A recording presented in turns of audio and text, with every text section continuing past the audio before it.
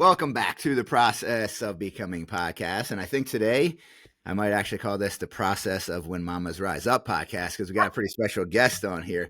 I thought about that on the drive in. I'm like, if we had a podcast, it would be the Process of When Mamas Rise Up if we had one together. I like that title. Yeah. So, but this is the Process of Becoming. Today it's going to be a little bit special. It's going to be like a combo podcast. We got two professional podcasters in the studio at the same time. I guess you could call it in the studio. I actually was thinking about this. I'm like, I think this is going to be a Process of Becoming takeover, or When Mamas Rise Up takeover, because I'm going to take over your podcast today. That's actually what's going to happen. Yeah. Well, I don't think Dino's going to put up much of a fight on that. You know, it's too busy to record. Last weekend, we didn't even communicate. I wouldn't have been able to record anyway because I was at a volleyball thing. But yeah, so I'm fine with it. Whatever. Yeah. So, yeah, that was kind of like the goal. We were chatting about this. I was like, I had this idea where, usually if you're a guest on somebody's podcast, they interview you as the guest, right? But it's like when you have your own podcast, you don't necessarily get to share your own story in that way, like because you're the one providing the value. So I was like, what if I took over your podcast and picked your brain for a day? Yeah, it's interesting. Like that whole concept is something that I talked to Dino about a while back, and I think about it a lot because when you're on a podcast, obviously you're talking to one another. Obviously, you and Liz talk to one another on your podcast, but you're also talking to the audience, right? So you're giving away versus talking directly to your host or somebody that's asking you. There's a lot of value in that, so it's kind of wild. In reality, guys, this is the truth of this. So for those of you guys that don't know who this is Jenna Guerrettaz. She's become one of my best friends in the entire world over the last 4 years. And she, for the last 4 years, has been trying to get my story out of me. Is really what it is. So this is her creative way of like, oh, I could interview you. And, so she wants to hear my story. And the funny thing is, and Dino and I recorded our stories early on. And Jenna refuses to listen to it because she wants me to tell her personally. Yeah. I'm like, I am one of your best friends. I should not have to listen to a podcast to like learn your story. And so now he thinks that this is actually like the loophole for that, but he has no idea that he's actually still on the hook for that. Like we still have not had a full story conversation because we're just going to do a little bit into it today. We'll see. We'll see how much more into the nitty gritty we'll get into, but the story doesn't end then. So I'm going to be in the doghouse forever. Oh, that's so funny. Well, it's going to be fun though. We're going to obviously shoot the shit a little bit. We'll have fun. I'll get whatever. I told Jenna basically, hey, you got free reign. This was your idea. Come up with whatever you want to do. And obviously we'll add some value to it. I have a couple things that I obviously want to talk about. Like usual. So it'll be great. Yeah. I value Josh a lot just because he is kind of the person who, and trust me, he loves when I give him credit. So I'm just going to give him credit on his own podcast for all of his people to hear that he is forever.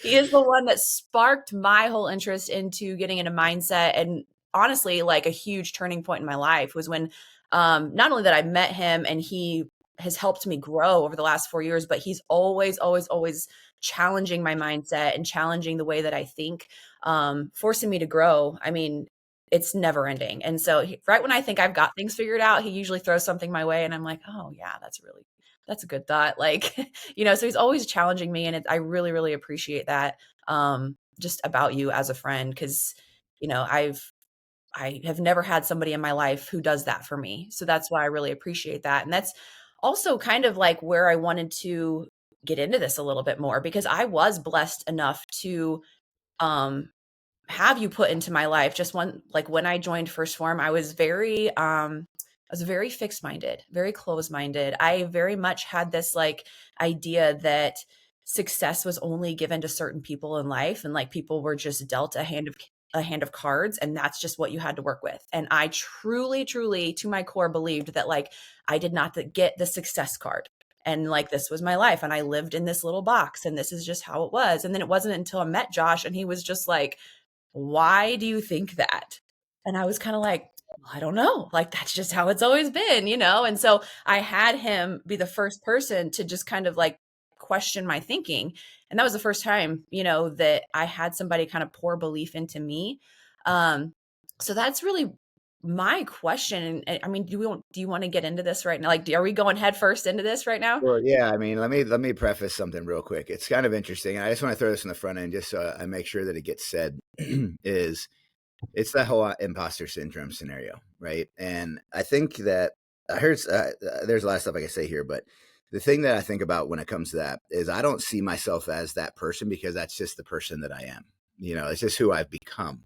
I didn't used to be that person. I mean, 10 years ago, guys, I was the exact opposite of what I am now. I was closed minded. I was lying to myself. I was lying to other people. I mean, it was bad, right? But so even in that scenario now, it's like I've become that person and I've fully embodied that. So when people tell me, I had somebody else the other day tell me the same thing, very similar, like, man, you're just really good at pouring belief into people. And I'm like, I don't see it that way because I don't even recognize that I do it because it's just become who I am. So the encouragement for anybody that's out there is if you're fighting through that and you have imposter syndrome, just understand that like that's part of the process of like, hey, you're becoming that person. So you don't even recognize the things that you're doing. And then when you do stop down and recognize it or be recognized for it, that's when it shines a light on it. And then you reflect back to that old version of yourself. You're like, oh, well, that's not who I am. No, it actually is, right? And it's those moments like that that make the difference in helping you get past the imposter syndrome. So just want to throw that out there because I deal with it too. Yeah. Well, I mean, and that kind of also goes right into where I wanted to start because I think for a lot of people, um, it's like And by first the of all, way, we didn't try to match today. It just kind of happened matching. that way. Josh seems to think that we're very much alike, but I like to like question him on that because this dude doesn't like crunchy peanut butter, and when you don't like crunchy peanut butter, like you can't even be my friend. I don't know if you know this or not, but when you upload videos on Spotify, the video production of it, there's comments that come along with it. Like I found that out the hard way. I'm like, holy shit, we have all these comments that I missed. So if you're somebody that I want to hear the debate in the comments here of crunchy or creamy Oh peanut my butter. gosh, crunchy peanut butter is so good. It's so good. Like, have you ever had a fluffer nutter with crunchy peanut butter? No, because you can't spread fluff. You can't spread crunchy peanut butter on bread. It's impossible. Yes, you can. You can't. You're just buying the wrong kind, clearly. It's, Disgusting.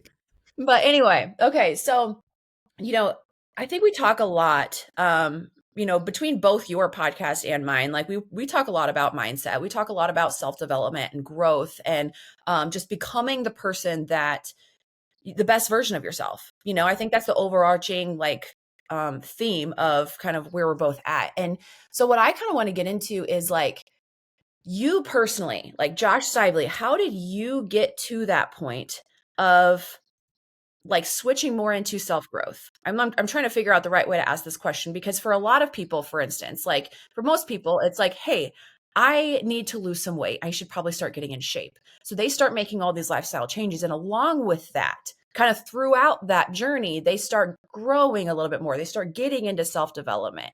Okay. So I want to kind of ask you, I know that you did have this turning point in your own journey of like, wow, I got to get my shit together. So at that point, was it okay mentally I need to get my shit together, or did it start physically for you?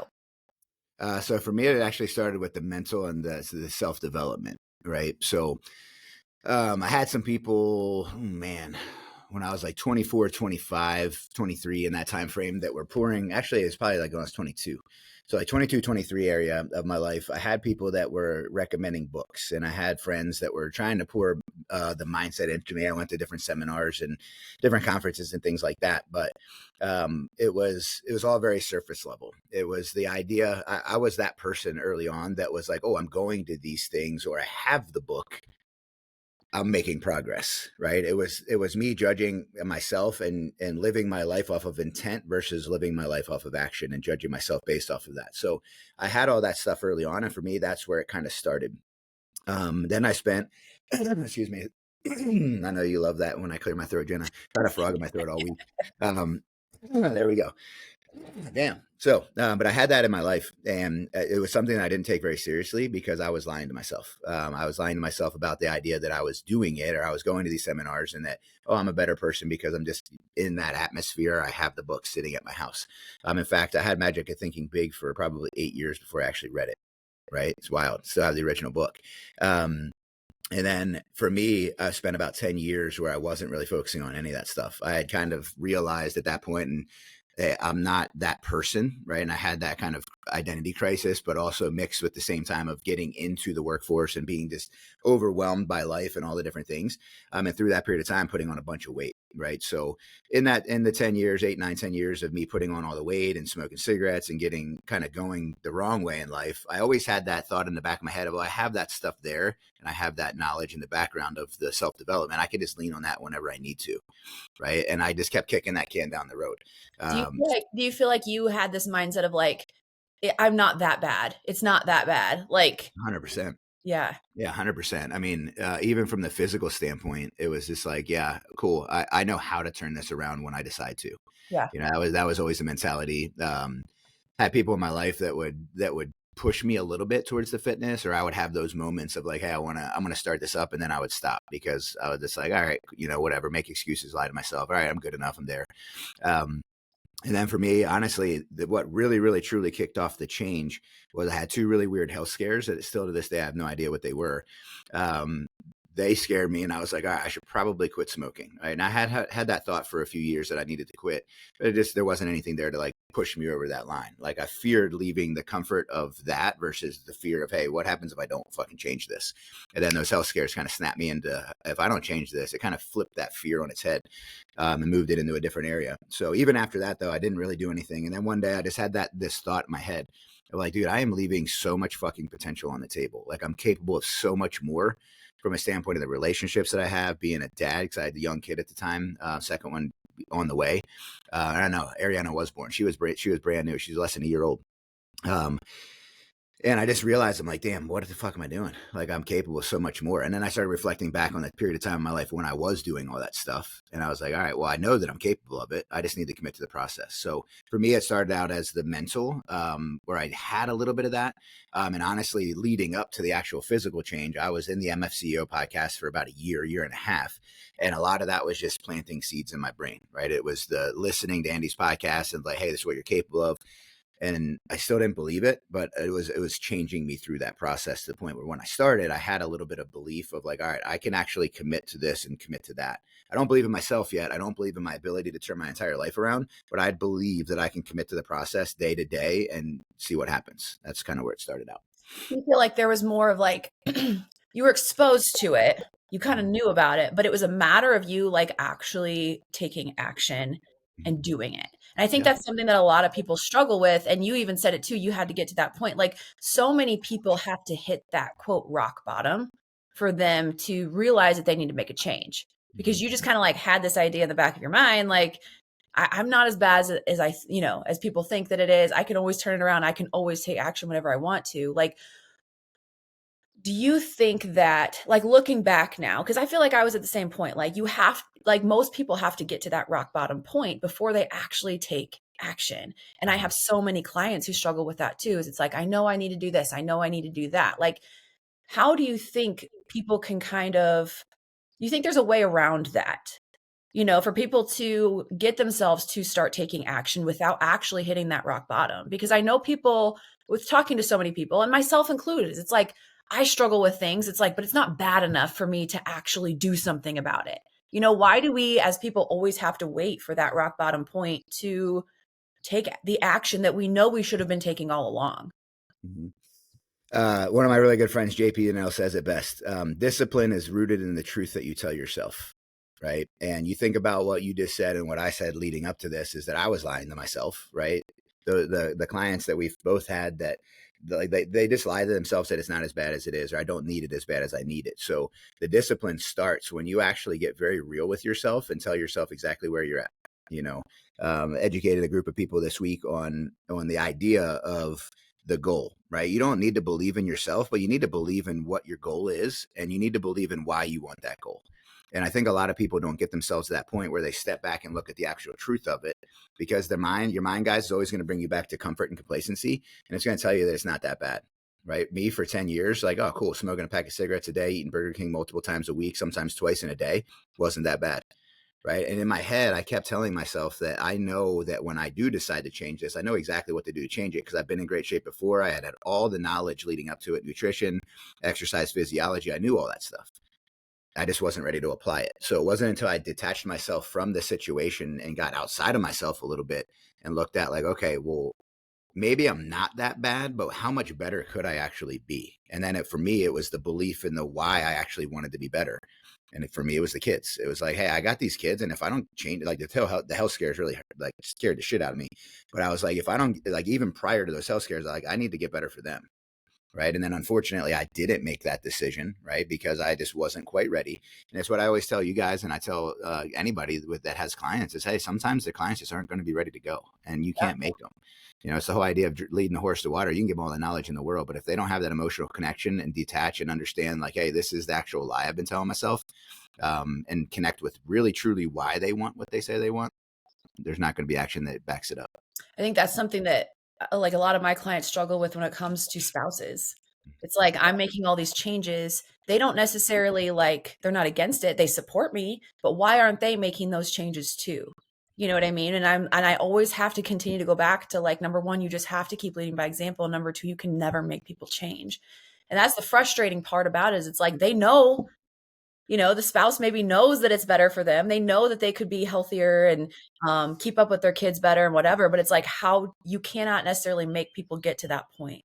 But I used to coach on, I still even coach on this, is removing expectations, right? If you're out there and you're starting a fitness journey for yourself and your spouse isn't going, cool. Like, have that conversation, right? Remove any expectation that they need to do it. Maybe you want them to do it, but guys, like, we live in our own little universes and our own little bubbles. Like, even with your spouse, the person that's the closest to you in the world, you have no idea what their emotions are day to day, minute to minute. You have no idea what their thoughts are. You have no idea what their predominant thoughts are. You have no idea what that little voice in their head is telling them. You have no idea what their internal dialogue is, or what their tendencies are, right? Maybe you know some of that stuff very surface level, but they live in their own little bubble, right? It's their own little ecosystem. And yeah, you're a part of that ecosystem, but they have their own internal stuff going on, and you can't like profess to understand that or know that. So have that conversation of, hey, look, I'm going on this path. I don't expect you to do the same. In fact, if you want to do it, awesome, I'll support it, but I'm going to go do this for me. Right. And it's so often people look to that. I honestly think it's a weakness and a scapegoat of like, oh, I need them to do it with me. No, the fuck you don't. Like, I used to coach on it's called the X factor. So I taught this to all my females. Like, you need to operate off the X factor. If your husband gets X'd out of the equation suddenly, or whatever happens, are you capable mentally, emotionally, and physically of taking care of everything? Are you capable of taking care of the finances? Are you capable of moving forward in life and taking care of the family if that person is completely gone from the equation? Because so often in life, and it's not that you need to have that mentality, but you should also have that mentality, because that makes the partnership that much better. When you're capable of standing on your own 2 feet and doing all this physically because you've excelled in taking care of yourself, well, guess what? Now you can be a better supporter and a better wife and a better husband, whatever it may be, whatever side of that equation you're on, you can be the best version of yourself you can possibly be. And then you're not leaning on them and expecting things to happen or needing them to do things because you can handle it yourself. And if both people do that, guess what? Now you got a power couple and you can freaking both rock and roll. But there should never be expectation that they need to go or that your success is tied to them going or not. yeah, I think there's so many people that just struggle with that because it's like, when you start to raise your own standards just as a person, it's hard to watch, the person that you love more than anything not living by those standards. I think that's a huge, huge thing that people struggle with, on the It's journey. very hard. But you know what? You get to attach whatever meaning you want to situations, circumstances, and experiences. And I'll just be very real. My wife's not like that. Like, she's very opposite of me. She doesn't read books. She doesn't. There's a dynamic in every relationship where it's almost like a role play situation, right? And that's what works in our house. Like, she works out and she does okay taking care of herself, but I don't expect her to be on my level, because here's the deal: I'll take care of all that, right? I don't need, and that was something I always set out in life, is like, hey, I know I'm going to be ultra successful, and I know that I'm going to do whatever that takes to provide a legacy for my family. It's always been the goal. Cool. I don't need a spouse that does the same. Like, I look at Sal and his wife, like, cool, they're both power players. Awesome. That's cool. That works for them. Our family, different dynamic, your family, different dynamic, and everyone else's family, different dynamic. Where it gets very dangerous is when you start expecting or comparing. And then it's like, oh, well, her husband works out with her. Cool. That's the worst thing you could possibly do. Go do your own shit. You live in your own ecosystem. Become the absolute best version of yourself. And then the key there, guys, and this kind of attaches to the why of like the detachment of like just going or not going, is so many people look at life and they compare to where they used to be. right? It's like, all right, well, 2 years ago, I'm doing better than I was then. Or they look at the people around them, including their spouse, and they say, oh, I've created separation there. I'm physically fit. I'm taking care of stuff. I'm doing it. Cool. Well, let's look forward instead of backwards. There's this version of yourself that literally never made a mistake, never cut a corner, never missed a workout, never missed a meal, never ate anything bad. There's that version of yourself that's running alongside you. The goal in life is to try to catch that person, even though you'll never be able to because you're not going to be perfect. But how much gap can you close on you and that person? And that's the idea of what you should be thinking about. And when you do that, you now become a better version of yourself for everybody involved. Suddenly you don't need to lean on your husband getting in shape or your wife getting in shape. I like that. I've never heard that before. That's good. We can get into quantum physics and talk about how that's actually reality if you'd like. I know that's like your favorite thing to talk about ever, but we're going to keep just so freaking interesting. It is interesting, but for the sake of this specific episode, we're going to keep it a little more surface level. Roger that. I hope that makes sense though. And it's like, it's not a harsh thing. It's just the reality. It's like, we live this life where we let other people's opinions, their actions, their thoughts dictate the stuff that we do. And I don't understand why. Like I've worked that so far out of my psyche that it literally makes no difference, and maybe it's the lack of emotion that you always tell me that I have. Here, that's literally, I was like, as I was thinking about what we're going to talk about, I was like, should we talk about the emotion piece of all of this? Is because can I tell you something for real? I figured something out this week. What? Crazy shit. So I had a very serious call with a friend yesterday. She's dealing with a lot of stuff that you've dealt with mentally, and like she's in a really, really bad spot. And as I was talking to her, and even a little bit prior to this, I made the connection. So you know how like my thing is turtles? Yeah.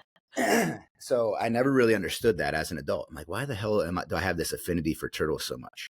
Right. So I realized, and this is psychotherapy, Jenna, this is the seeds that you've been planting in my brain. This is this coming out. So this is going to be a very proud moment for you. So I realized, guys, I had a really, really traumatic childhood, like saw shit, was experienced and involved in shit that like no kid should ever be involved in. And the thing that brought me the most joy when I was a child was going down to this creek and stomping around with my sister and my friends. So we had a bunch of friends in the neighborhood, lived in a trailer park, and we just go to this little creek and escape the day and just kind of go down there and stomp. And we'd find these silver dollar turtles. They were about this big. And we found them all the time. There's tons of them there. And it was like the moment that brought me joy. Well, I realized that because my childhood was so traumatic and like all this, I blocked out that entire time frame of my life, right? Like all of it, even the little moments that brought me joy. So I realized one day walking around the pond that I live near that has tons of turtles, I'm like, why the hell are turtles so powerful for me? And I started thinking about questions I've asked other people in little therapy sessions that I have with them. And I'm like, hey, think back to your childhood of like, what was the thing that you did that brought you the most joy? Why don't you do that anymore? Right. And it kind of this click happened where I'm like, holy shit, that's why I like turtles so much, because that was like my escape from all the chaos when I was a kid. And that's what brought me joy. And you know what's really crazy is at your team weekend, that was you probably heard me a few times get choked up when I was talking and almost started crying. Yeah. That's the first time I've been like that since I was 13 years old. Like, so me making that connection and reconnecting with that emotion of being a child with the turtles, like I'm getting a little bit emotional about it now, versus like that was the connection. So like I've unlocked this thing, and I've also realized that, hey, like cool. And I've talked about this in the podcast before about how I've reframed my entire experience as a child, and now I use it for good to serve people. But that was a piece that I never made the connection on, is like the actual joy component of turtles. So I thought you'd be interested to know that, since you've been kind of psychotherapy me. Honestly, like as Josh and I have gotten to know each other over the last 4 years, this is what's always been so interesting about just our friendship and the way that we talk about just different things in life, is because Josh is very, very unemotional. He's got it. He just like suppresses it way down. Okay.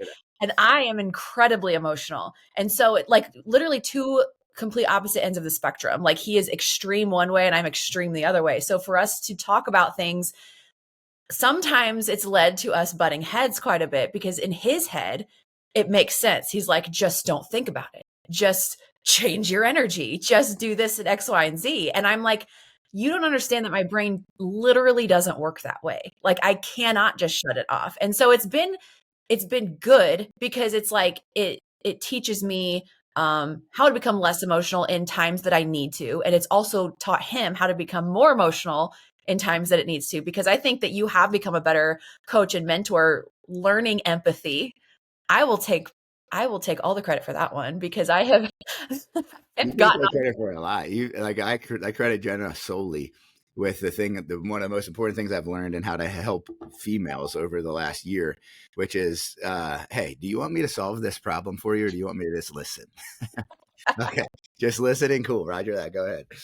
No, it's true though, because there's sometimes I'm just really struggling with something and I sometimes you piss me off when you're like, fix your energy. And I'm like, you're right, I need to. But then sometimes I'm like, that is the last thing that I want to hear right now. Like, don't tell me, I know I need to fix my energy, but sometimes I just got to get it out. Yeah. Sometimes I just need to talk to somebody. So it's something we're still working on. I think last week I got pissed at you for the exact same thing. I was like, I don't need you to solve my problem right now. I just need you to listen to me. I don't think we could count on one hand. We probably could count on one hand over the last 4 years how many weeks you haven't been pissed at me in some way. How many times I've like, yeah, we won't get into that.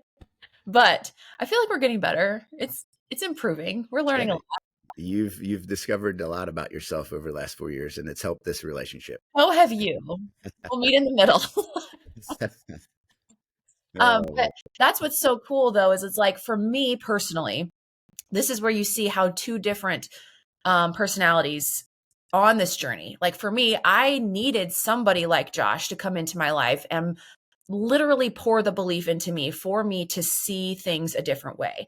Whereas Josh is very much self-sufficient in that way. And he was able to kind of tap into that on his own throughout. Like, yeah, there have been people who were recommending books and this and that to you, but you even said like you took it upon yourself to start listening to podcasts and you started um absorbing some of these things into your brain, thinking about it, even though you weren't taking action yet, like you were doing that for yourself. Whereas I'm somebody who I could have heard it all day long, but it would have just gone straight over my head. And I to think back, honestly, I was in situations where like, for instance, I always thought that like the surgeon that I used to work for, he was super into self-development.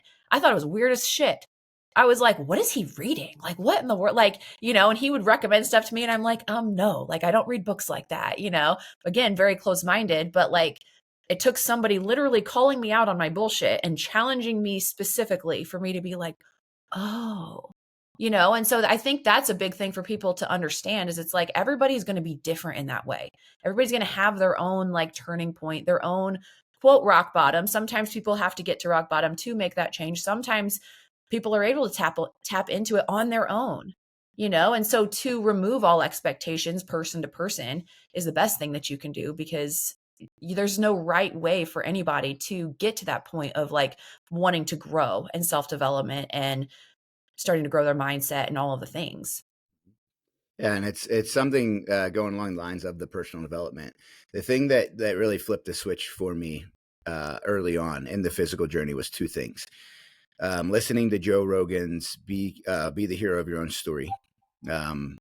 I listened to it every single day for probably 3-4 months straight. Like, and there's two different versions of it. There's one that's like a minute and a half, and there's one that's like 8 to 10 minutes long. And I would go back and forth to both.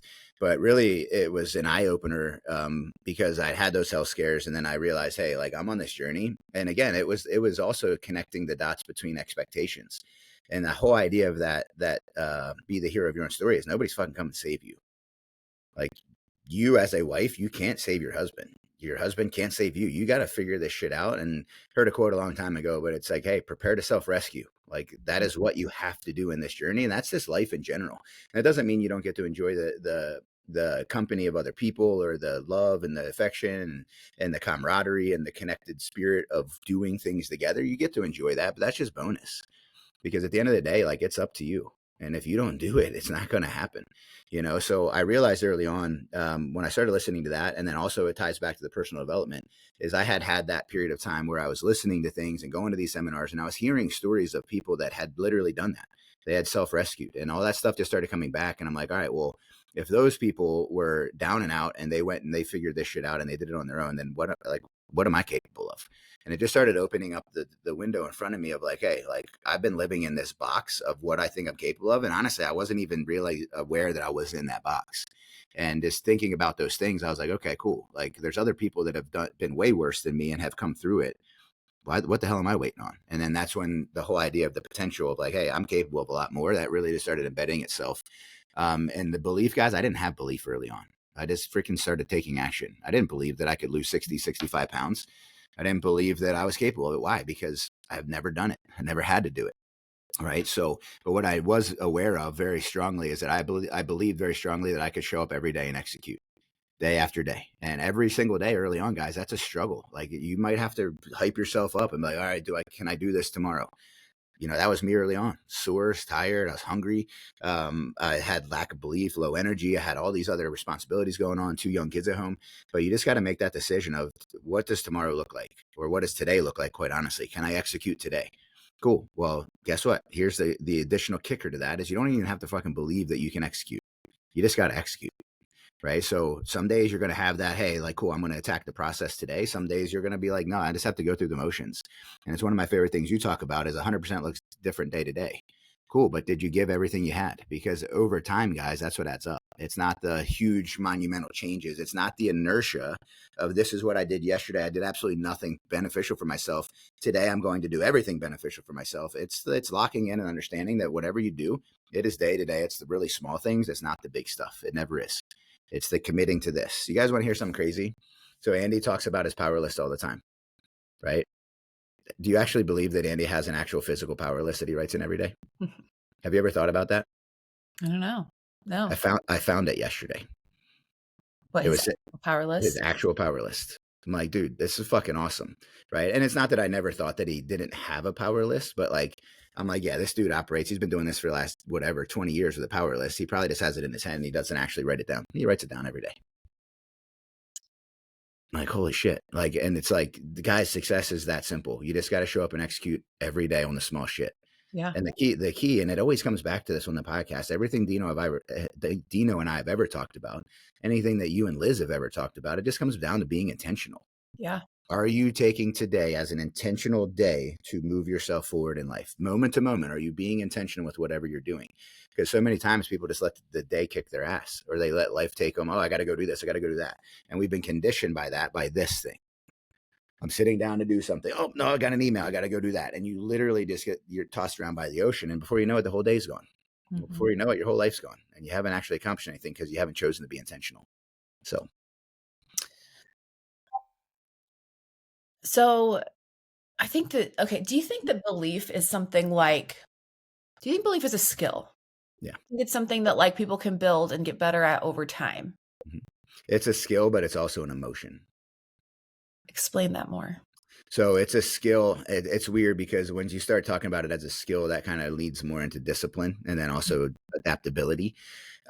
It certainly is an emotion on the emotional scale. You guys can think of different times in your life when you've had super high belief, right? That super high belief was like, all right, I believe in myself today. I'm feeling great. And then you start leaning into whatever actions that you need to take because you have that high level of belief. Whereas some days you don't have high levels of belief, but then discipline or adaptability kind of take over. It's the whole idea of executing no matter what you need to do. So it is a skill though. And the reason why I think that it's a skill is because if you apply enough action, belief shows up. Right. You guys hear all the time from a standpoint of action comes before belief. It really does. Right. But at the end of the day, again, you don't need to believe in your ability to achieve the outcome. You don't even need to believe in yourself right now. You just need to believe in your ability to show up and execute. Right. So from that standpoint, it's like, all right, well, early on, I don't have any belief. Right. I'm doing half marathon training for 13.1 and doing it under 2 hours, which is going to be a feat. I don't believe in my ability to do that. Why? Because I've never done it, right? I believe that I could probably do it based on the fact that other people have done it. But what I do believe in is I believe in my ability to show up today and do a run that puts me in the process of actually achieving that. And over time, guess what? Day one, I didn't believe that I could even run 3 days in a week because I haven't run at all. I ran 12 miles in week 1, right? So guess what? My belief's a little bit higher now. Hey, cool. I believe that I can actually start feeling better when I run and I can actually clip off better times and I can do this.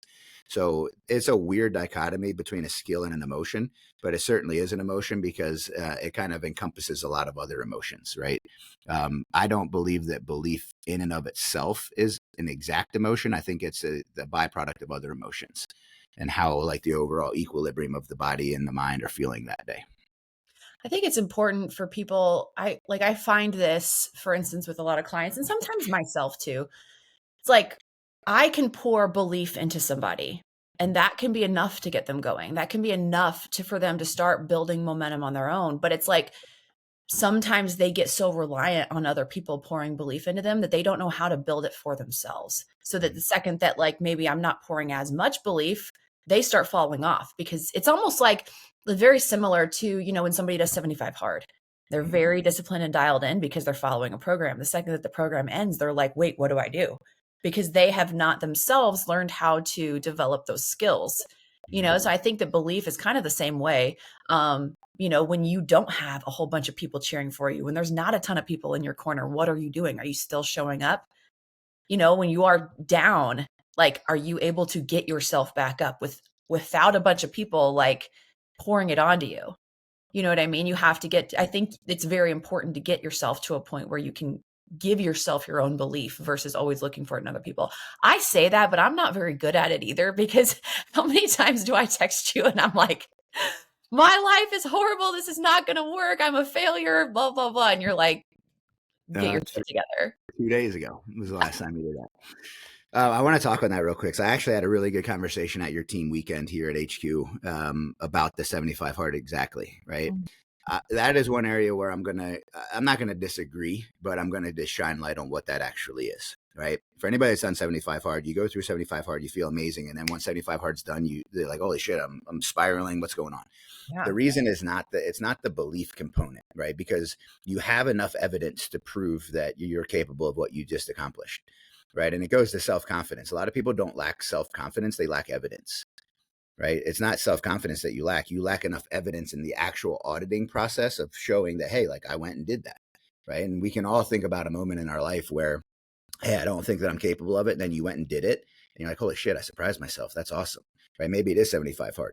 But the reason why people come down off of 75 hard is because they stopped attaching, they don't have the same meaning or decide to attach a new meaning to the task of 75 hard, right? The task during the first 75 days is just to finish it. The outcome that you're working toward is to complete it and to win, right? And then when it's done, there's nothing to win. So you have to reframe the purpose of those tasks. And the conversation that I had over the weekend, it's like, oh, I really, I love the outdoor workouts during 75 hard, but I just can't get myself to do them now.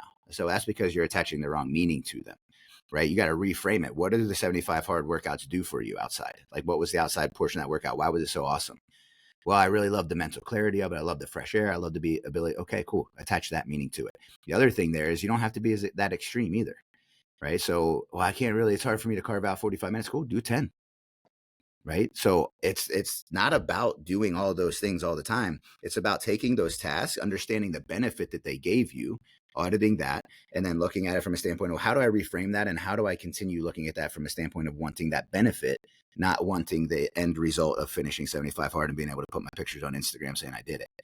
Right. And again, it's reframing the outcome. It's like, hey, this is the process. And it's such a valuable thing is the process is the reward. And I've had a new kind of reframe my brain on some different things with this over the last week or two. But the process is what you're focusing on, right? And with 75 hard, you're so focused on the outcome that you just kind of go through the motions with the process. Cool. Well, when you no longer have the outcome, you just got to reframe the process. And that's true with life in general. And I think it's something that's important for people to do periodically with any goal, right? It's like early on, you're going to the gym in your fitness journey I'm a badass. This feels awesome. I'm cool. I'm a gym person now. And then eventually it gets boring. Cool. Well, you need to reframe it at that point when it starts getting boring. Why are you going to the gym? Oh, because I fucking feel awesome. It helps with mental clarity. My energy throughout the day is awesome, right? And you reframe that. The other thing that's very serious about it is actually coming up with a new, harder goal. I've been in a rut with my fitness for probably the last year and a half, because I just haven't had a goal. Guess what? As soon as I got challenged to do a sub 2 hour half marathon, I'm like, Roger that. I hate running, but now I'm a fucking runner. Like this is what I'm dedicating the next 6 months of my life to. So it's all about reframing and resetting the outcome. It's not the overall goal with a fitness journey is always going to be the same, but you just got to put these new outcomes in your mind and reframe the process on it. And really, what are you gaining from a value standpoint that is not you looking better physically? Or the skill. I think that if somebody is ever questioning, like, what does it mean to do something with intent? That's the literal definition of it. It's like, if you know exactly why you're doing it, then you are doing the task with intent. And I can say, I mean, I've done 75 hard a couple times. And when I did it last summer, my intent for it, like it was the best 75 days of my whole life because every single task, every single day, I attacked with full intent because I knew that like it was not to get to the end of 75 days. My intent was to grow during that time. I recognized that I was really lacking in that area and I wanted to really focus on myself and grow in every area that I possibly could. So I didn't care about the end. I didn't care about day 75. It was like, I know that growth happens in the process. You know, that's where you can't just skip the process. It's very similar to what you were talking about on my team weekend. It's like, you know, you would never trade the journey with somebody else. Like if you wanted a goal and you wanted somebody else to reach that goal for you and give you the credit, that feels pretty shitty, doesn't it? You know, it's because getting to that goal is where all the value is. The process is where all of the value is, where you grow, where all the adversity is. Like I always tell my people, it's so important to recognize adversity as opportunity for growth. You know, you cannot be at the top of your game all the time. You can't be at the top of the mountain because there's no growth that happens there.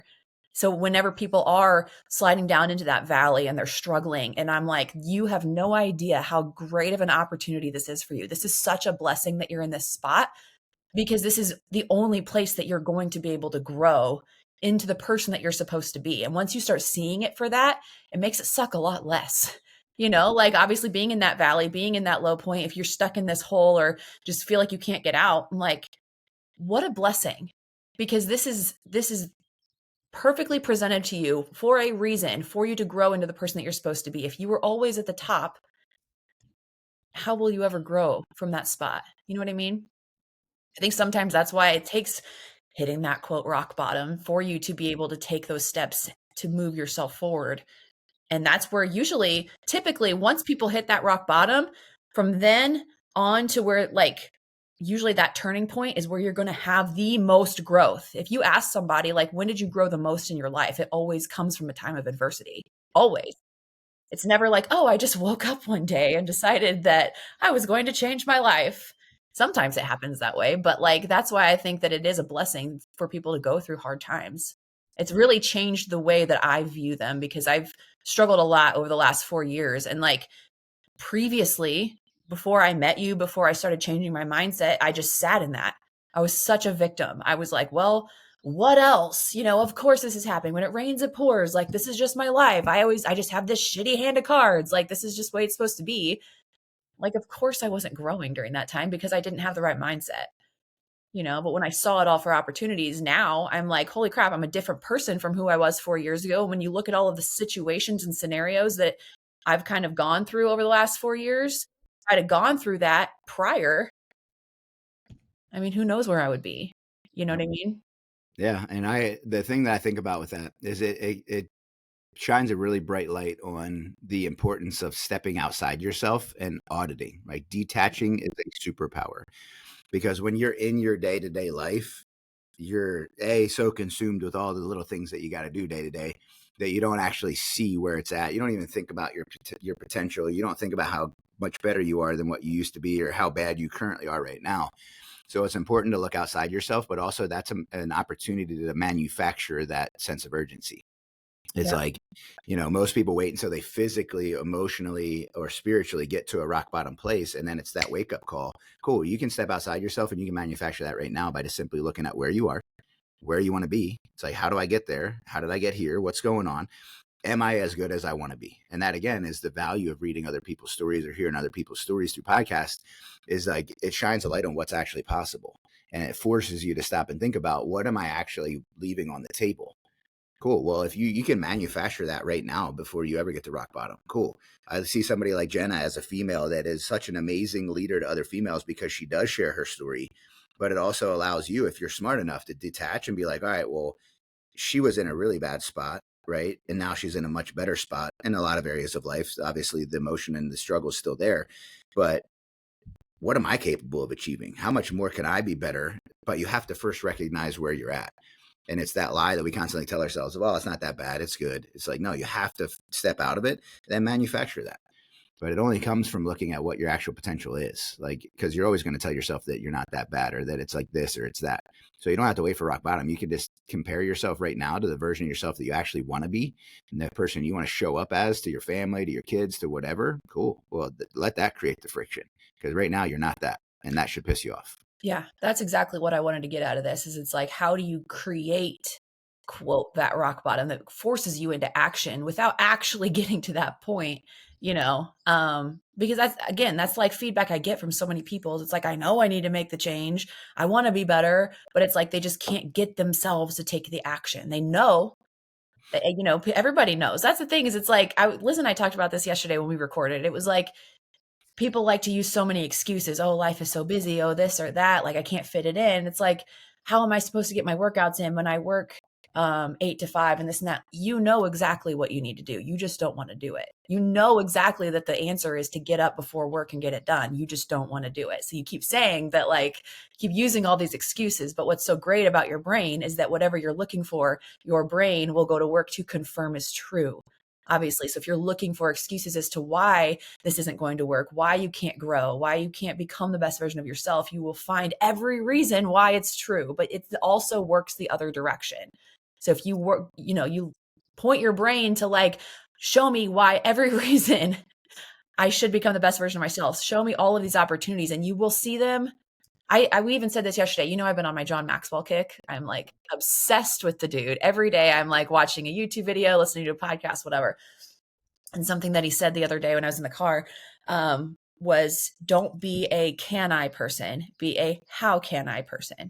And adding that one simple word into how you approach your life will change literally everything. Because if you are a can I person, all of a sudden that opens up the door to every obstacle, every hardship, everything that's going to come into your path, every excuse that you can use as to why you won't succeed. But the second you add that how in front, you become a how can I person. Now, all of a sudden, all you're going to see is opportunities. How are you going to get it done regardless of everything else that's going on? It's just, again, reframing your mind, and it will reframe the process, causing you to be more intentional with what you're doing. Yep. And what you were talking about there, it takes me to the point I made a little bit earlier, is it's the intent versus actual action. Like, so many people live their life of like, oh, I want to be better. And it's like, no, unless you're putting action to it, you actually don't. Stop lying to yourself. It's the truth that you're telling yourself. You're telling yourself that you want something, and that's what creates that anxiety in life. Did for me for 10 years. Oh, I want to be in shape. And then it's like, you have to either get shit or get off the pot. You got to be very real with yourself about, do you actually fucking want this or don't you? Because if you're living in this weird gray area where you're telling yourself you want it, but your actions don't align with that, you're just going to be beating yourself up the rest of your life. And then honestly, you're going to live an entire life of no purpose and anxiety. So you got to get very real with the belief in why you want what you say you want. Because here's the deal. I don't want to train every day for a half marathon. I don't want to commit to running and not lifting weights the way that I have been, right? But guess what? I also don't want to show up on half marathon day unprepared and let down the people that are leadership here that challenged me to the sub 2 hour half marathon. That why is very strong. I believe that I need to show up in 90 days and put out my absolute best effort, not from a place of execution, but from a place of, I prepared for this. Mm-hmm. Guess what? The outcome now fuels the process because of the belief in why I want what I say I want. Guess what? It's easy to wake up at 5 o'clock and get a run in when that happens. It's not even a question in my mind. So if you're stuck in that loop right now where you just can't get yourself to take action, you need to seriously reevaluate the why. Do you actually believe that you want that? Or are you just saying that you want it? That's something that I try to help you guys understand as coaches, is reading that intuition. But it's also, and I think about this from a standpoint of getting outside yourself. If one of your best friends was telling you that they wanted something, but they committed the level of action that you're committing, right? So you're saying that you want to lose weight, but you're looking at somebody else that's saying the same thing, but they're committing the level of action that you're committing to it. Would you believe that they actually want it? It's up to you to answer that question. But if they don't, you got something to change. Right. It's very easy when we're looking at it internally, but when you apply that to a third party, again, the detachment, when you apply that to a third party, you're like, holy shit, that person's lying to themselves. I'm lying to myself. Okay, cool. The awesome thing is you can change that right now. Get really serious with why you want it, believe in the why you want it, and believe in your ability to show up every day and execute it. Well, that's the thing, is I think that's really important to catch what you just said. Is it's not necessarily the belief in yourself, because if you've been lying to yourself over and over, you shouldn't have any belief. Why would you believe in yourself if you are never keeping promises to yourself? Mm-hmm. It's literally the belief in the actions are going to take that you're going to take that's going to move you into being that person. And then the rest will, like, the more you do that, the more consistently you do that day to day, that's what will make that belief grow. It's the same as self-trust. It's the same as building confidence. You have to, it's a skill. You have to continue to build it for it to grow. You see all these successful people and you're like, wow, they've got such great self-belief. They're so confident, this, that. Well, they didn't start that way. It's What just they like, did was they accumulated evidence. well, it's like a bank account. You know what I mean? It's like you deposit a penny in it every single day, every day that you show up, every day that you believe that you're doing these actions that are going to lead to the outcome that you're wanting. You're building up that bank account, and over time it's going to get huge. Yeah, it's the evidence. Yeah. I took the action. Holy shit, I didn't think I was capable of that. Oh, there's a little bit of belief. Piggy bank, right? And before long, the cool thing about it, guys, is you get yourself to a point where belief is no longer, like, it's weird to me to even talk about belief because it just becomes who you are. Like, you don't need it. You just keep freaking executing. You get to a point where you are considered an operator. And then you can truly start living the idea of, hey, whatever it takes is whatever it takes. Mhm. I just want to kind of throw this out there because I mentioned it earlier. I talk a lot about the process over outcome, right? You figure out what your goal is, and then cool, the goal doesn't matter anymore. The only thing that matters is the process, which is still true even in my new thought process. But the thing I want to add to that is whatever the outcome is, it shouldn't fucking matter what the process is. It's whatever the process has to be. So there is this time, especially early on when you are really setting the goals that you have, is it doesn't matter what it takes. That's like, you have to have that level of belief in what you want. Guess what? If it's waking up at 3:00 to get the workout in because of the rest of the day and the family, you're going to figure it out. Yep. If you want that outcome the way you say you want that outcome. If not, then again, it's that audit. You need to get real with it. And this isn't a set it and forget it type of a thing. This is an everyday battle. Welcome to it. Like, this is the process of becoming. It's not something that you're going to win every day. I haven't been winning that for about a year because I just haven't had a real outcome that I wanted to work towards physically. But when you have that, cool. It doesn't matter what the process is. It doesn't matter. Like, there has to be something that occurs in order for that outcome to happen. Whatever it is whatever it is. Are you willing to do it? Yeah. There's the goal, there's what it takes, and there's what you're willing to do. It always comes back to those three things. Yep. I should write a fucking book about it. Let's talk about that enough. It's funny though, because it's like, it's so freaking true. And I literally this week I've been dealing with that a lot. It's a matter of, like, yes, removing emotion. I say that because it's like, I am probably the person that struggles the most with removing emotion. But in that scenario, it's a no-brainer for me. You know what I mean? It's like, you can sit there and sulk about what you need to do. Oh, this sucks. I don't want to do this. Don't want to do that. And I think about my business, for example. My life has kind of turned upside down over the last couple of weeks. And it's made me have much less time to get my work done. And so I found myself Thursday night getting home from baseball at 9:30 p.m. I still had a solid 3 or 4 hours of work to do. And it was like, you just do it. Like, there's no question. It's not like, oh, why would I sit there and pout about it? Why would I not do that? Because I'm only hurting myself in the end. You know what I mean? Becoming an operator. I love it. Well, it's like, there's just no question. And once you can look at your life that way and look at your goals, it's like, you just freaking do it. The only thing that's holding you back at the end of the day is your emotions around what it is that you need to do. And most of the time you're letting your emotions win, whether it's emotions of fear, whether of just like, you don't feel like doing it, or you're angry, or you're tired, or you're mad, or you're frustrated, or whatever. Like, that itself, you're letting that win. That's what's standing between you and your goals. It's like, that's what I tell people is, don't make it more complicated than it needs to be. If you step back and look at everything in black and white and you take away the gray is the emotion. Everything in black and white, you know exactly what it is you need to do. You don't need somebody to tell you. You don't need more books. You don't need more podcasts. You don't need more anything. It's like, in your heart what you need to do. It's just a matter of you being able to remove that emotion from it and just execute on it. And then once you start doing that, it doesn't even have to be massive things. It's just the little things. Like, don't freaking snooze your alarm. In order to get your workout in, don't snooze your alarm. You didn't do it. You got up, you got your workout in. Wow, you feel so much better. Guess what? You believe in yourself a little bit more now. Keep doing that throughout the day. And it's incredible how quickly also that builds up. It's not like it takes years and years. Do it for a week and you're going to be feeling like a completely different person. Yep, 100%. And it's setting yourself up for success in that. It's like, all right, cool. Well, hey, there's those people out there. Well, I really want my goal, but I just, I can't wake up in the morning. I snooze my alarm. Cool. Change that. Change the process. For me, I told myself 2 years ago, I did a stage prep around this time of year for bodybuilding. Miserable And for everybody involved. yeah, Jenna was involved. It It's was bad, but I did it to challenge myself. I had no desire to get on stage. I just wanted to have that goal to work towards and challenge myself. And I was the person literally the week before. It was like, I'm not the type of person that can wake up early in the morning, and I'm definitely not the person that can wake up and work out. Right. So I was like, all right, if I'm going to set myself up for success, I know that if I have an alarm within reach my phone, that I can just hit the snooze button on subconsciously while I'm half asleep, like I'm going to fail. So what I did was I got a light switch that the light came on 2 minutes before my alarm did, or right before my alarm. My alarm went off, and then I had to get up and go turn one off that went off across my room. Cool. I'm wide awake. I'm standing in a brightly lit room, and now I'm awake. I bet your wife was real pissed about that. She hated it. She did not like it, but it worked for me. But then also that trained me to know that she would not be like that. So I got up quick, turned the alarm off, turned the light off. Now I'm good to go. My heart rate's up. I got a little bit of stress. So I'm trying not to wake her up. But at the end of the day, it's like I didn't just be like, okay, I'm going to just hope for the best. I fucking set myself up for success. So whatever that means in your world that you're in and with what you're doing, just apply that. The other thing I want to say there too is that what we mean when we say remove emotion and execute, it doesn't mean that you have to be perfect. You're not going to be perfect. You're going to miss. You're going to screw up. You're going to let yourself down.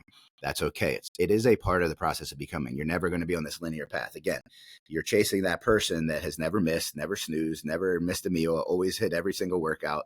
That person doesn't exist, but they're there, and you're trying to fill that gap of potential, right?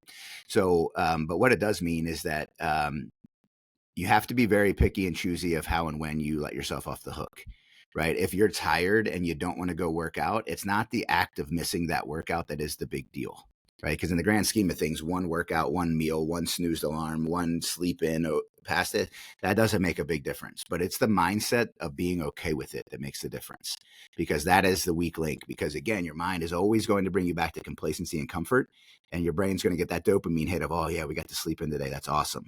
And it's going to try to get you to do it tomorrow. It's very powerful. So you have to stop down and audit. A standard is only a standard if it's kept. So most people make the mistake in their life of, I set this standard, I'm not going to snooze the alarm.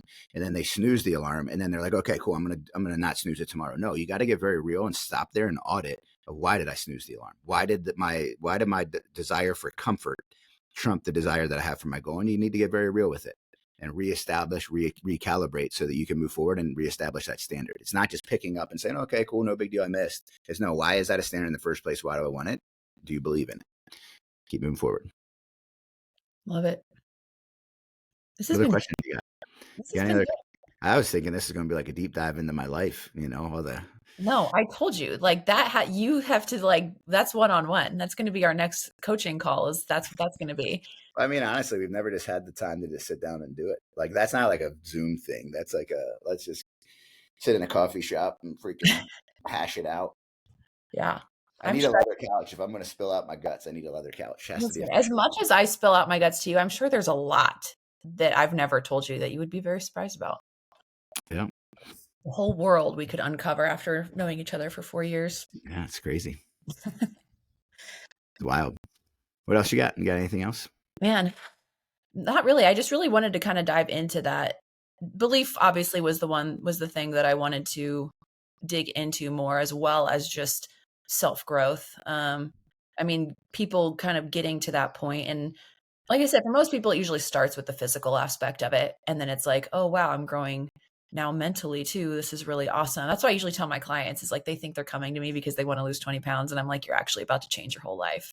And so it's really cool to watch that and watch people, my team name, my brand name is Unchained. And it came from, I didn't start with that.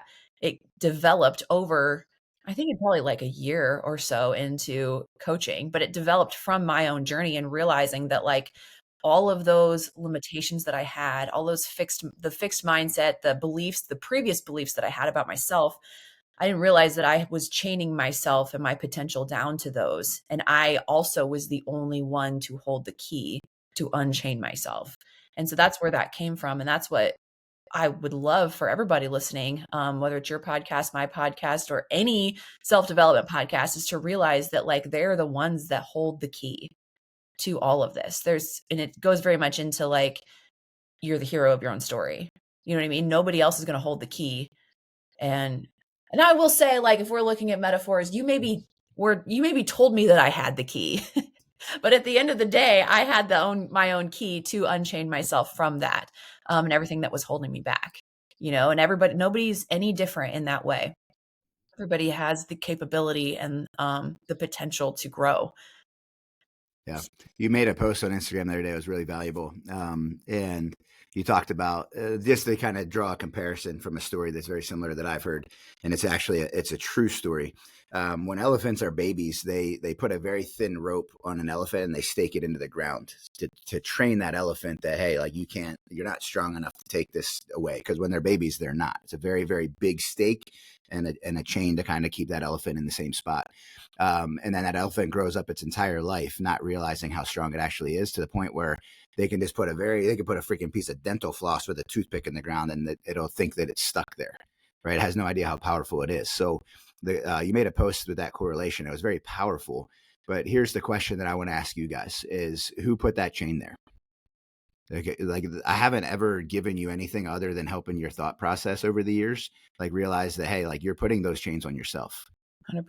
And all it is to move forward is to realize that, to make that recognition that, hey, like I'm the one that is keeping myself chained here. I need to realize how powerful I am and what I'm actually capable of. And that goes back to what I said earlier. If somebody else has done it, why can't you? Right? You have to be the hero of your own story in that way and realize, cool, like this chain isn't going to hold me back. Not only that, but I can freaking use this to propel myself forward and to rip chain and claw through whatever it is that I have to get through, because you're capable of it. And again, it goes back to the belief. You don't have to believe that you're capable of it. You just have to start doing it and then collect the evidence. It's like, all right, cool. You didn't think you could do that, but you did. So the number one thing I teach all the coaches that I mentor is you got to pour more belief into your people early on. Because guys, everybody in the world, you're always going to be judging a process based on whether or not there's results. And early on, there's not going to be results. So you have to have that belief or the evidence from either you or somebody else of like, hey, cool, I am changing. I am different. I wouldn't have worked out 2 weeks. I wouldn't have ran 12 miles a month ago. I didn't run 12 miles in the last 2 years combined. But guess what? I did it this week and I didn't die. So do I believe that I can do it again next week? Yeah, I could probably increase that a little bit. Right. And then it's this slow progressive overload of auditing what you're capable of and collecting the evidence of what you've just done and comparing it to who you used to be, but also thinking, okay, well, if I can do 12 miles in a week, why couldn't I do 50? Why can't I run a 9-minute half marathon? And you just start thinking about that. You paint the picture and now you have something that you actually believe that you're working towards. I'm going to make signs. I'm going to get like a big blow up sign of your face and I'm going to like be at all these different points during your half marathon. I'm just going to pop up. And you're you don't need it. We're running it around HQ, which is awesome. Even better. I'm just going to like plant signs of your face all around HQ. 26, 27 laps around the building. And that's the part of it, it'll be fun. It'll be great. I think that like going back to kind of what you were saying before, when it came to my journey, especially, I really think back because so much of it was just organic and just like, I really, really grew and learned through the process. Cause I didn't know shit in the very beginning, nothing. And I was at that rock bottom when I first started. And I remember showing up every day. That's kind of where I came to the conclusion. Like this is why I share this with my people. It's like, I started telling myself, as long as I show up and give 100% of what I have to give, it's impossible for me not to move forward. Because if you are putting any type of effort in versus nothing, it's impossible not to move forward. You know what I mean? And I didn't know that I was capable of doing what I am now. If you would have told me I'm where I'm at 4 years ago, I would have laughed in your face. And like, it's no, I mean, same for me. I know, I was like, dang, you were the one who told me I was capable of this. Yeah, I even think about that for me. Like the day that I stepped in this building, so I've been here a little over 4 years. I'm like, man, fucking the amount of growth I've had in the last 4 years and who I am now versus then, it's insane. But it's also made me a better leader because I recognize that in my coaches and I know that they're going to be where I'm at. Again, it's evidence. It's looking at like, hey, cool, if I've done it, why can't Preston do it? Or why can't Nate do it? Or anybody else, And I see where Sal is and I'm like, yeah, well, shit, if I've done this in 4 years, another 4 years, I'll probably be where Sal's at. Well, yeah, it's like if I started here, they started here. They did it. Like nobody's special. There's no special unicorns out there. Everybody, it all just comes down to the work and showing up every day, And so I always told myself is like, there is no other option. You know what I mean? Quitting is not an option because then I'm just going to stay where I'm at and actually move backwards by default. I'm only going to get worse. So my motivation in the very beginning was like, I have to move as far away from this version of myself as I possibly can. That's how unhappy I was. And I'm like, the only way to do that, again, removing emotion and looking at it in black and white, the only way that makes sense is to keep showing up and putting in the work and moving forward, whether I felt like it or not. And there have been plenty of days that have been failures. There have been months that have been failures. But again, when you can recognize those quote failures as opportunities to grow, it all becomes a part of your journey and helps you become who you're supposed to be, Good. you know? Yep. Time's going to pass anyway. Yeah. So I don't know. I want to ask you a question, and we can wrap up with this. Okay. So, the whole idea of this podcast is not this episode, but just in general, is the process of becoming. We talk a lot about goals, right? And there's people that listen that maybe are just at the beginning of their journey on a goal that they're chasing, and there's people that have clipped goals off. You're one of those people that has clipped off a lot of the goals that you have. The whole concept of the process of becoming is you're never truly going to become the best version of yourself because you're going to be constantly chasing it. Once you hit one goal, you're going to reset another one bigger. And it's like, okay, and again, it's everything we talked about. It's like, oh, I've done this. Now I'm capable. What else am I capable of? You start getting into that exploration and imagination phase of like, oh shit, I'm pretty much limitless. I can do a lot.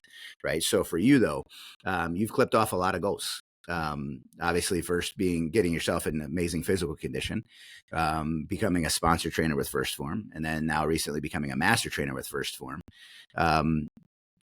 Are the goals that you set out for yourself, because in the early stages of those goals, it's a huge deal. It's impossible. Oh my God.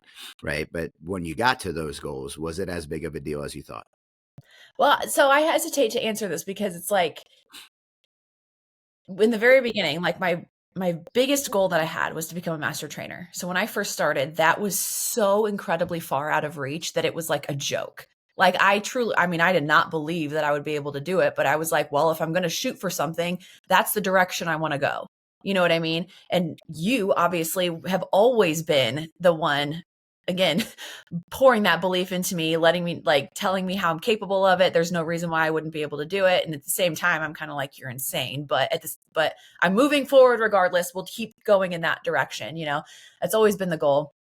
And, when I became master trainer, or I'm sorry, when I became a sponsor trainer, that was kind of like the first big goal that I had set, almost like the stepping stone. And it was like, that was when I was like, man, I really am capable of doing this. That whole first year was very hard because I didn't necessarily reach any goals during that first year. Yeah, I was making progress, but that first one was like, well, that was cool. What next? You know what I mean? I automatically had that thought. And it's so hard because it's like you want to appreciate all the work that went into this. You want to celebrate the fact that you did reach that goal. You don't want to but at the same time, if I would have stopped there after I reached that smaller goal and been like, well, that's good enough. I still don't think I'm capable of anything else, then what? You know what I mean? I would have missed out on all of that growth over the last couple of years that has now led me to becoming a master trainer. And to answer your question, was it everything I thought it was going to be? Like, yes, you know what I mean? But at the same time, I'm so incredibly proud of myself. I'm still reflecting on it, to be honest, because every time I think about the fact that holy shit, I can't believe I'm a master trainer. It's been 2 months now. And I still am like, is this real life? At the same time, the second that it got announced, my brain automatically went to what's next. So I'm trying to force myself to celebrate it, but at the same time, now my brain it's not necessarily what's next. It's okay, how can I now take this role that I've earned and this title that I've worked my ass off to earn and make it the absolute best that I can be? And that one's a little scary because there's no end to that. You know what I mean? There's no title to earn. There's no specific goal that when I'm like, okay, I'm going to hit that goal and be done. It's like now it's like I'm taking that end goal that I hit and I'm making it the best. So I don't know. I don't really know how to answer that question because yeah, I will probably set bigger goals too, to be honest, because I think it's good to have stuff to work for. But at the same time, I think that it's also good to sometimes more isn't better. Sometimes better is better. And I'm trying to really embrace that right now with where I'm at. I think there will become a time where I'm ready for more, but right now I need to focus on just better. And I think that's my goal, which is not necessarily super tangible, but it's forcing me to fall in love with the process even more because that's all that is process. You know what I mean? becoming better is just process. There's no finish line. I mean, you can have benchmarks, right? That's a big reason. When I was in your shoes, it's like, all right, I set my eyes on 300,000 lives changed. So there's ways to do it, but I appreciate that insight. And really, guys, it's the thing I want to draw from that is had Jenna set her main huge goal of being a sponsor trainer, it would have all ended there. Yeah. So whatever the goal is out there, you need to set a bigger goal. Yeah. Because it's the whole thing. It's so cheesy and cliche, but set your goal for the moon and you'll land among the stars. It's actually true. Yeah. Right? Like, set your goal for the moon, you're probably going to hit the freaking moon, right? Even though it is local to our ecosystem, it's not actually out there in space like they tell us. But anyway, that's a whole different story. But the goal is like remove disbelief or anything that gets in your way. Like, if you want, what is it that you want to achieve? Why would you not aim for that, right? And in the off chance that you hit it, guess what? Welcome to your new life. Well, yeah. That's the thing that's cool is like I have people ahead of me that I really admire and I'm like, wow, look at the things that they're doing. There's still always that part of me that's like, I could never do that. But then I catch myself. I'm become much better at catching myself. And I'm like, wait, why? Why could I never do that? Of course I can do that. It's not going to happen overnight. You have to also remember that as it's like, everything's going to take time, but it doesn't change the day to day. I think that's been the biggest thing is I think once I hit sponsor trainer and I was like, okay, now we're going for master trainer. Now what do I need to do? What do I need to add in? That's what I was saying is like, maybe it's not always more. Sometimes it's just better and consistency doing the same things every day and then compounded over time because my game plan every day now is the exact as it was when I started on day one. It's just that I've been very intentional with the work that I've put in consistently over time. And now as time passes, that same game plan, all the same work is getting me to bigger goals, which is really cool. I mean, yeah, I've refined things along the way, but like overall, it's pretty much been the same thing. Showing up every day and being intentional and putting in the work, It's a perfect way to wrap up because you disproved the entire concept of what we talked about. I don't believe that this is possible, but I believe in my ability to show up every day and execute to the process that I know got me to this point. It's all that it is. Yep. Right. That is all that it is. And then you increase the intensity, right, to the more or better. And then eventually you add in new things to continue making that progress. That's all success is day to day. It's so incredibly simple. I mean, Liz and I talked about it on our podcast yesterday we were talking about fat loss specifically, but it's like the processes for success is so incredibly simple and people love to just overcomplicate it. And it's like, life is hard enough. Life is complicated enough. There's enough chaos happening with work and kids and life. I mean, just all the things.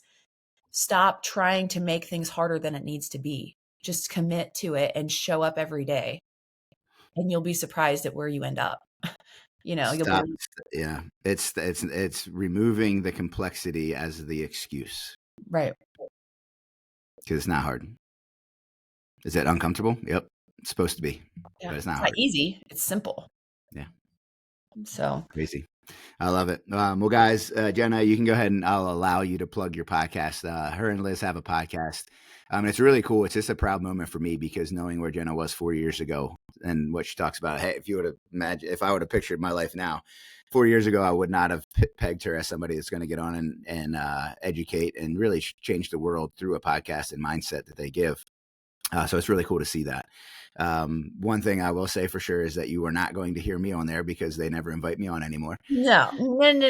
So she more or less made that decision that she wasn't going to put me on ever again because she was jealous that my episode got more views than her. No, that is not. We can tell the people what actually happened. He was scheduled to come and he canceled, and I'm like, no, but I tell the story about the first one. I wasn't even the first choice for my first guest spot. It was someone else, and then they canceled. So they're like, "Hey, Josh will do it." nah. So, but no, they do have an incredible podcast where they add a lot of value. And it's fun too. They laugh. It's very similar to me and Dino. It's just more or less a female version of it. Yeah, I mean, it's not just for moms. We always try to reiterate that. It's like we call it When Moms Rise Up because that's our own personal journey. But like we talk about all the things. It's not just for moms. We have a lot of male listeners. So so get on there, listen to that. You get to hear a little bit more of Jenna, and maybe you get to hear me on there. But it's a great way to just supplement time, right? I think it's a very valuable thing to put positive in your mind every day. Not telling you guys, obviously you're listening to this, so you're invested, but continue finding good podcasts like that, that you can fill your mind every day with something good, because over time, guys, there's going to be that tipping point of like, all right, you're going to hear that one thing, and maybe it's a 10th or 12th iteration of how you've heard it that it finally clicks. And then guess what? Like that is what works. So if you're in the same boat that I was in early on, like it's okay. It's not a bad place to be. Continue filling your mind with good stuff, and that cup will get full enough. It'll start overflowing soon enough. This is what's funny about that is that like, I told you I've been on my John Maxwell kick, and then I'll come to Josh and I'm like, oh my gosh, you got to listen to what he just said, blah, blah, blah. He's like, no, I literally told you that like a month ago. And I'm like, no, but you didn't say it like this. Well, So there's a lot of value to that, though. Like if you've ever read the book Seven Frequencies of Communication, it talks about that. It talks about like resonance and energy, and like there's a reason why if Jenna hears a podcast like that she connected with, she's on the same energy level of the speaker at that moment, right? Where at me, I might not hear it. So that's why you have to hear things multiple times, because your energy is going to be a different spot and their energy is in a different spot. So I don't care one way or the other, as long as you win in life. Don't matter if it's me that got you there at Ed Milet or freaking John Maxwell. this is what's caused most of the friction in our friendship, is that we're usually always on different frequencies just because of his lack of emotion and my overwhelming amount of emotion that I carry with me every day. That's usually why we like never see eye to eye. But and it might also be the consistent text messages of Jenna being like, I'm really good at energy and I can feel your energy's off today. Why are you mad at me? Like out of nowhere. No, This, like, you're an overthinker and you get a text message that says like K period. I've never ever sent you the K period. Ever. Why do you hate me? He gets that text at least once a week. Why do you hate me? Yeah. Usually with a GIF, whatever you call them. Why do you hate me? Listen, if you weren't so hot and cold all the time, we could have a normal friendship. This is just for anybody watching the visual. This is the type of stuff that leads to why do you hate me in the middle of a work day. I'm like, I can't just sit down and read 74 freaking text messages and listen to a song in the middle of it. Listen, why do you hate me? Why don't you respond? I'm like, Jesus. There's sometimes I know I'm irritating him and I know he's like busy in a call or something. So what was it like a couple weeks ago? I literally went through and counted. I was like, how many texts can I send him in the next hour? I think I tapped out at like 150. I don't know. It was a lot. It was a lot. And then he responds to like the most insignificant thing in that message. It was like, I was telling you I was watching Maury at the gym. I was like, I can't believe Maury's still on. That's everything. That is the one thing you replied to. See, that's the thing. I know it's going to freaking piss you off and get under your skin. Yeah. Mm-hmm. I'm still learning. This is the other thing too, because Josh has no emotion, he acts like nothing pisses him off. So I never know what it is that's going to get under his skin. That's why I just have to come at all different angles. I got to just. Jen, I've learned a long time ago that I don't allow other people to control my energy. It's solely up to me to control. He's been trying to teach me that for about 4 years and not successful. So I'll let John Maxwell teach it to you. He'll get through to you. All right, guys. Well, you know the drill here. If you found any value in today's show, if you know somebody that needs to hear anything that is in here, just share it, put it out to them, let them know that you found something that would be valuable for them. It's one of the most valuable things you can do as a friend in life is just, hey, I heard this podcast. I was thinking about you. There's a couple of things in here that you'll really resonate with, and to share with them. I do that with so many people in my life, and it's never of wanting to get anything in return from them. It's just like, hey, like that is who I am. I'm the person that's always looking to solve problems and add value to people. And again, Jenna is very good with energy. I am as well. And like, I can feel sometimes when my friends just need something. So share the show. If you enjoyed it, leave a comment, whatever you want to do. And I would encourage you guys to go listen to Jenna and Liz's podcast. It's called When Mamas Rise Up. It's on all platforms. And it's an incredible addition to what we talk about. She usually steals all of her ideas and just talks about it the following week. But if you're okay with hearing it from a female, just rock and roll. Oh my gosh. Some days I want to just throat punch you. That's all right. Bring it. Well, thank you for having me on today. This has been fun. Yeah, it's a good time. it's been, how long have you had this podcast now? Year and a half? Yeah, I don't know. It's been a while. I don't even know if I'm going to publish this one, but we'll see. Oh, okay. Because he's afraid that it's going to be his most listened to episode. Yeah, might be. Well, I appreciate you, Jenna. I appreciate you guys listening. If anybody needs anything, don't hesitate to reach out to Dino, myself, Jenna. You got everybody here that's willing to help you. So appreciate you. Have a great rest of the day. Bye, guys.